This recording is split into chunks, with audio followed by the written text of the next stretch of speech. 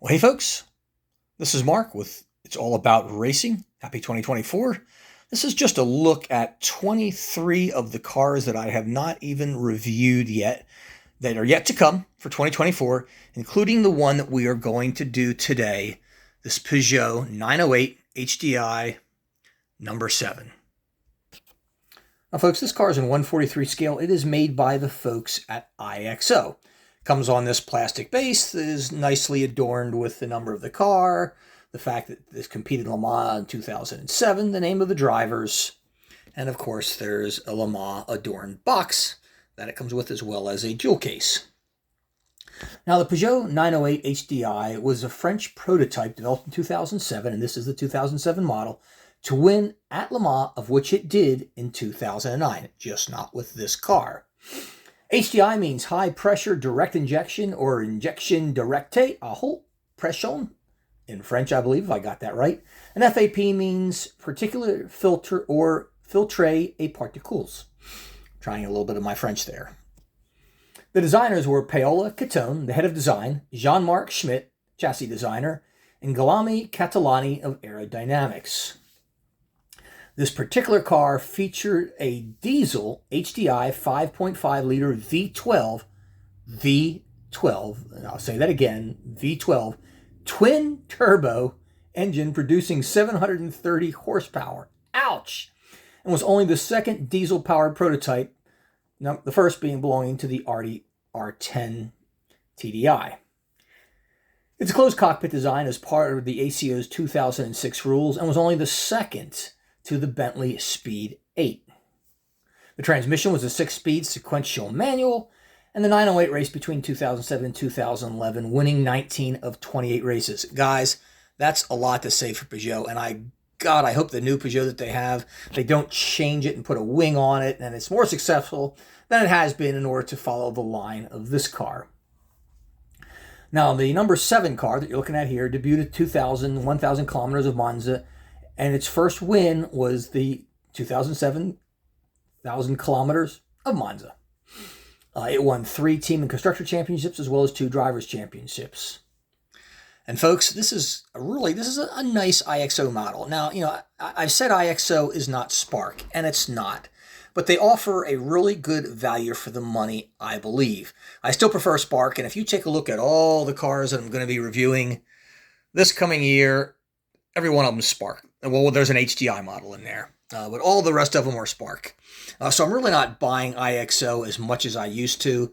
It's just, I'd rather spend my money on Spark. But I've got to tell you, if you take a close look at this car, this is very, very nicely done. What it lacks is fine detail, such as carbon fiber trim. The wheel detail just isn't as good as Spark is, and it just lacks other. Even though you can see some carbon fiber detail on the chassis itself, if you take a real close look at that, you can really see it, and it's nicely done. The splitters, however, as huge and as massive as the one on the front is, does lack this, which is kind of a shame. There is a tow hook, if you notice, right there in the middle of the nose of the car. And you've got that pitot tube on there. Headlights look good. Windshield wiper, very nicely done. The interior is pretty decent. You do have 3 aerials on there. That's something of a change for IXO. Sometimes they're lacking in aerials. Mini Champs certainly is. It's the reason I've never bought a Mini Champs car. I don't own a single one. Now, if you take a look at the driver lineup on here, you're going to see Marc Jean from Spain. He's a Peugeot Works driver. He's a Formula One test driver, and a Peugeot 908 2009 winner of the 24 Hours of Le Mans. Yes, he did win the 2009 edition. Then there was Nicolas Minassian, French, another Peugeot Works driver, who finished second the following year in the 2008 24 Hours of Le Mans. And then finally there was Jacques Villeneuve, Canadian Peugeot Works driver, a 1997 Formula One champion, 1995 Indianapolis 500 race and series champion, and an FIA Hall of Fame inductee. What a frickin' lineup. Now here's a look at the passenger side of the car, or it might be the driver. You notice you have the blue center wheel nugs in there. You had red on the other side. Notice the deep dish wheel on the rear, the shallow one on the front. Not uncommon of the prototypes of this era.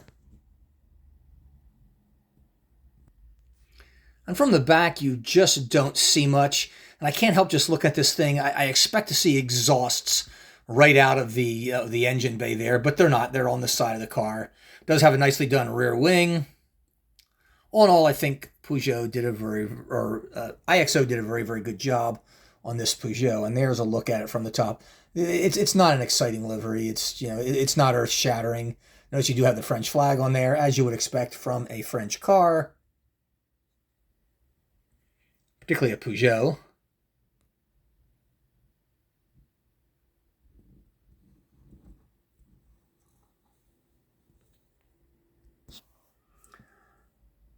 Well, guys, that wraps up this video of 2024.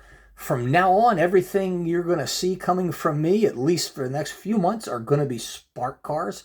Who knows? Might throw an HDi in there or something. And you never know. Might get an IXO model. They often have good deals. But right now, everything that you saw there, behind this, were all Spark models, including a 1935, I believe it is a, oh gosh, I'm drawing a blank on it. Yes, it's an Alfa Romeo. And I may very well do this next one as my next video. It's such a departure for me. It's a rather old car, but a rather new entry from Spark. Really cool. I'm very excited about it. Guys, see ya.